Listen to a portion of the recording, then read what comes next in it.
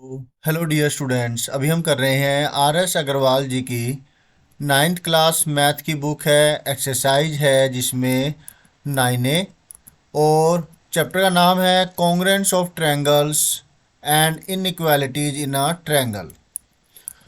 और इसका question number 14 अभी हम करेंगे। जो आपके सामने फिगर दे रखी है, in the given figure A B C D is a square. जो आपको नज़र आ रहा है ये ए बी सी डी, ये एक स्क्वेयर है, राइट। और इस स्क्वेयर के अंदर कुछ और भी आपको दिया गया है। ये स्क्वेयर इस प्रकार से है, इसके अंदर एक पी पॉइंट है and P is a point inside it such that P B equal to P D.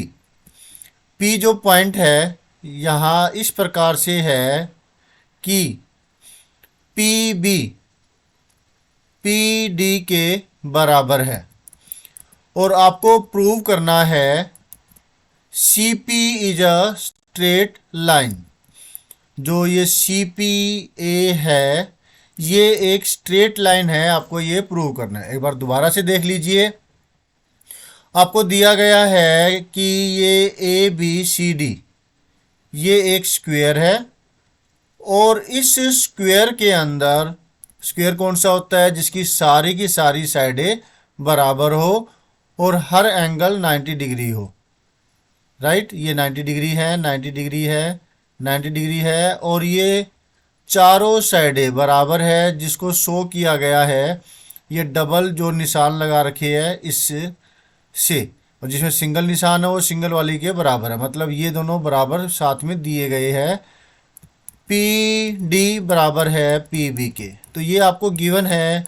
और अब आपको जो प्रूव करना है वो ये है कि जो ये ए पी सी या कह लीजिए कि सी पी ए ये एक स्ट्रेट लाइन है, ये आपको प्रूव करना है। तो चलिए अब इसके सॉल्यूशन को करते हैं। अगर आप अभी चैनल पर नए हैं तो प्लीज़ चैनल को सब्सक्राइब कर लीजिए, ये आपके लिए ही फ़ायदेमंद होगा। वीडियो को लाइक कीजिएगा, डेफिनेटली आपको पसंद आएगा। शेयर कीजिए अपने दोस्तों को ताकि वो भी इससे फ़ायदा ले सके। और कमेंट कीजिए अगर आप कुछ पूछना चाहते हैं, कुछ कहना चाहते हैं। और बेल आइकन के बटन को दबा करके ऑल पर ज़रूर क्लिक कर दीजिएगा ताकि आपको लेटेस्ट अपडेट मिलती रहे। ओके, तो सॉल्यूशन के अंदर हम पहले ट्रायंगल्स की कॉन्ग्रुएंसी का इस्तेमाल करेंगे, कॉन्ग्रुएंट ट्रायंगल्स की प्रॉपर्टी का इस्तेमाल करेंगे। हम लेंगे ये दो ट्रायंगल, इन दो ट्रायंगलों के अंदर इनके नाम लिखेंगे। इन triangle A P D and triangle A P B, इन दो ट्रायंगलों के अंदर हमें तीन बराबर बराबर पार्ट्स लिखने होंगे। इक्वल के लेफ्ट हैंड साइड में हम ए पी डी के पार्ट्स लिखेंगे और जो राइट हैंड साइड में हम ए पी बी के पार्ट्स लिखेंगे। तो इन दोनों ट्रायंगलों के अंदर एक ट्रायंगल आपके पास आपके सामने है ये वाला, ठीक है, और एक ट्रायंगल हो गया ये वाला। मैंने ये ओवरलैपिंग इसलिए की है ताकि आप इसको अच्छे से समझ सके। और आप तो स्ट्रेट लाइन बिल्कुल स्केल की मदद से बनाएंगे या रफली भी बनाएं तो सही से नज़र आना चाहिए। यहाँ इस बोर्ड के ऊपर इतना अच्छे से एक्यूरेसी के साथ नहीं आता, फिर भी मैं कोशिश करता हूँ इसको एग्जैक्टली सीधा सीधा ड्रॉ कर सकूँ, क्योंकि प्लेन होता है बोर्ड जिस पर मैं कर रहा हूँ। बाकी कह सकते हो कि ये बहाना है, मुझे अभी अच्छे से नहीं आता। ठीक है, चलिए, कोशिश की है और कोशिश करने वालों की हार नहीं होती। ठीक है, तो अभी क्या है इसमें ए पी डी के अंदर जो पी डी है वो इस ट्रायंगल की पी बी के बराबर ये आपको गिवन है। तो मैं लिखूंगा पी डी बराबर में पी बी, कारण इसका कि ये गिवन है।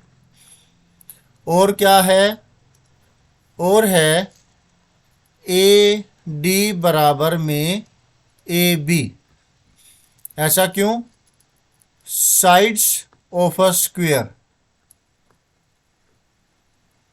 आर इक्वल, इक्वल की जो साइडें होती है वो बराबर होती है, तो ये इस वजह से इसके बराबर है। तो दो चीज़ें लिख दी, एक चीज़ जो है ये दोनों में कॉमन आ रही है, राइट, जो ये इसमें भी आ रही है इस ट्रायंगल के अंदर, और ये वाली ही साइड जो है वो इसमें भी आ रही है, इसलिए कॉमन हुई। तो लिखेंगे ए पी बराबर में ए पी, कारण इसका कि ये कॉमन है। ठीक है, तो इस वजह से क्या हुआ, triangle A P D congruent होगा ट्रायंगल। अब हमें कोरस्पॉन्डिंग पॉइंट्स ध्यान से निकालने हैं। इन दोनों के अंदर डी आ रहा है और इन दोनों के अंदर कोई दो पेयर लेंगे आप, ये दो पेयर हमने ले लिए, तो इसके अंदर डी और राइट हैंड साइड में बी आ रहा है।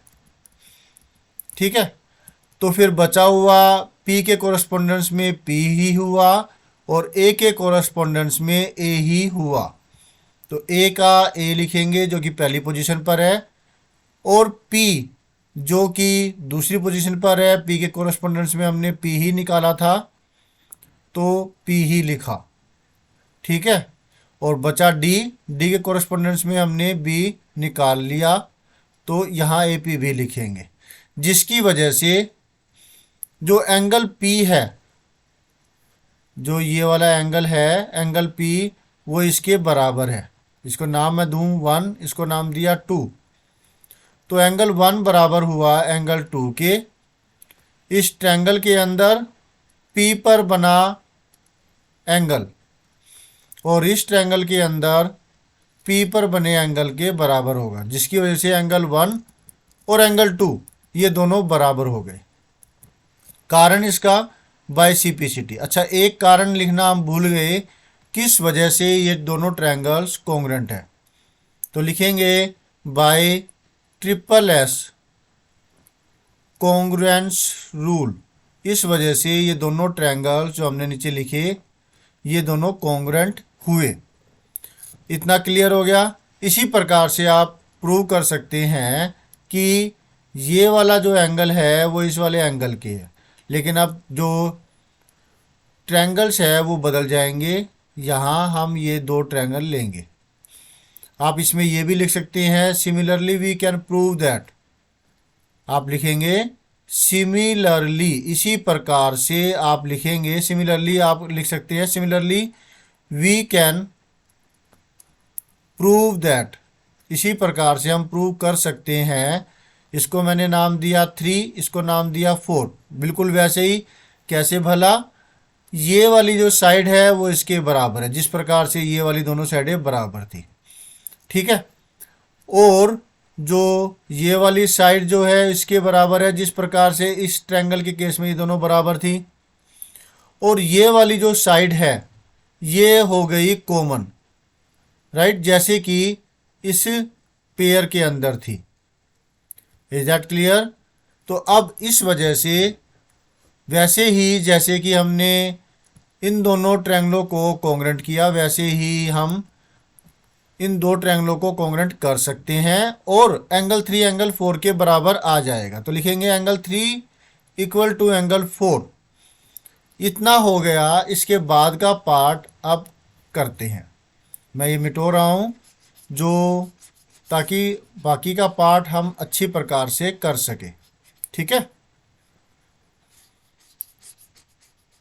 आपने अगर थोड़ी बहुत भी दिक्कत आ रही है तो आप बैक में जा कर के इसको दोबारा से अच्छी प्रकार से समझ सकते हैं, उसके बाद ही बचा हुआ पार्ट कीजिएगा। अब क्योंकि एंगल 1 बराबर एंगल 2 हमने प्रूव कर दिया, एंगल 3 बराबर एंगल 4 हमने प्रूव कर दिया। अब ये देखिए ना, angle 1 plus angle 2 plus angle 3 plus angle 4 बराबर में एक होल एंगल बनता है। इन चारों एंगलों को जोड़ दें तो ये पूरा एक होल एंगल बन गया जो कि 360 डिग्री का होगा।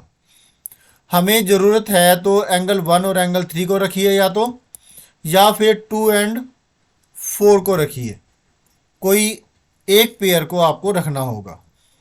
तो मैं अगर एंगल 1 और एंगल 3 की बात करूं, इनको रखना है, तो मैं 2 को एंगल 1 में बदल दूंगा, क्योंकि एंगल 2 और एंगल 1 बराबर है। तो एंगल 1 प्लस एंगल 1, और इसी प्रकार से 4 को मैं 3 में बदल दूंगा, क्योंकि ये दोनों भी तो बराबर है ना। एंगल 3 प्लस एंगल 3, जहाँ 4 था वहाँ मैंने 3 लिख दिया, जहाँ 2 था वहाँ मैंने 1 लिख दिया। इसका कारण भी हमें लिखना होगा, और वो कारण क्या है, बिकॉज हमने प्रूव कर दिया था पहले।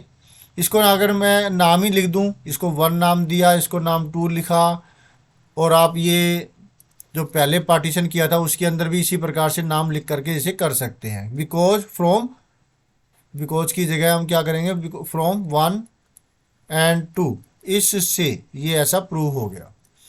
बिकॉज मैं मिटो देता हूँ, डबल ये इस तरह की डॉट होती है, ये बिकॉज के लिए होता है, और इस प्रकार से डॉट होती है ये इसलिए, सो के लिए आता है। ठीक है, तो 2 एंगल 1 प्लस 2 एंगल 3 बराबर हुआ 360 डिग्री के। 2 कॉमन मैंने ले लिया, एंगल 1 प्लस एंगल 3 बराबर हुआ 360 के, और एंगल 1 प्लस एंगल 3 बराबर हो गया 360 बाय में 2, जो कि बनता है 180 डिग्री। अब ये दोनों एडजेसेंट एंगल्स हैं, एंगल 1 और एंगल 3, आप देख पा रहे हैं ये दोनों के दोनों जो एंगल्स है ये एडजेसेंट है, और इनका जोड़ 180 डिग्री है। अब जो दो एडजेसेंट एंगल का जोड़ अगर 180 डिग्री हो तो वो स्ट्रेट लाइन बनाएंगे, वो लीनियर पेयर होंगे। ठीक है, बट ऐसा करने के बाद आप ये लिखेंगे नेक्स्ट पार्ट के अंदर, but angle 1 and angle 3 are adjacent angles, so they are making linear pairs। Adjacent angle का जोड़ अगर 180 डिग्री हो तो वे लीनियर पेयर बनाएंगे, हैंस, और इस वजह से क्या हो जाएगा, ए पी सी, या फिर उन्होंने जो पूछा था वो लिख देंगे, मैं वो स्टेटमेंट ऊपर लिख रहा हूं, हैंस यहाँ लिख देता हूँ, hence C P A is a straight line, जो हमें प्रूव करना था। ठीक है, अभी आपके दिमाग में ये क्वेश्चन होगा कि एडजेसेंट एंगल्स कौन से होते हैं, तो ये एक बड़ा थोड़ा सा ज़्यादा टॉपिक है, लेकिन जब कभी मतलब ये होता है कि कोई दो एंगल्स इस प्रकार से हो कि उनमें एक, जैसे अब ये वाला एंगल और ये वाला एंगल, एक रे कॉमन आती हो ये, और जो बाकी की जो दो रे बच गई दोनों एंगलों में वो अपोजिट डायरेक्शन में हो, एक इस डायरेक्शन में है यहाँ पर, एक इस डायरेक्शन में है। तो ऐसे ही एंगल 1 और एंगल 3 में कॉमन रे तो ये वाली हो जाती है, कॉमन जो आर्म है एंगलों की वो ये हो गई, और बाकी की दो आर्म है वो ये वाली और ये वाली, एक इस तरफ है तो दूसरी इस तरफ है।